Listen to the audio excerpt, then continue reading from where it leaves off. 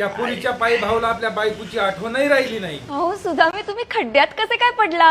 अहो हो ना, आता काय सांगू. अहो वर या ना. प्रयत्न तोच चालू आहे. एक काम करा, माझा हात घ्या. मला वाटतं तुम्हाला खूपच लागलंय.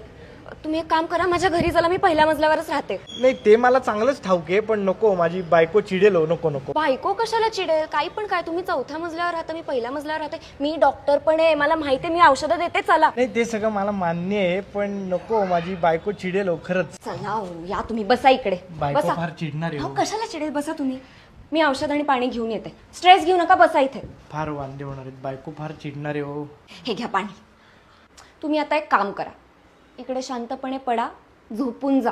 मी औषध घेऊन येते, तुम्हाला शांतपणे औषध लावते, तुम्ही लगेच बरे व्हाल. नाही नाही, मला हे सगळं करायला आवडेल, पण नको अहो, माझी बायको खरंच चिडेल. करू का चिडेल बायको? तुमची बायको घरी असेल, आपण फर्स्ट फ्लोअरवर आहोत, त्यांना तर कळणार पण नाही तुम्ही इथे आहात. अहो नाही, माझी बायको घरी नाहीये, ती अजून त्या खड्ड्यातच आहे.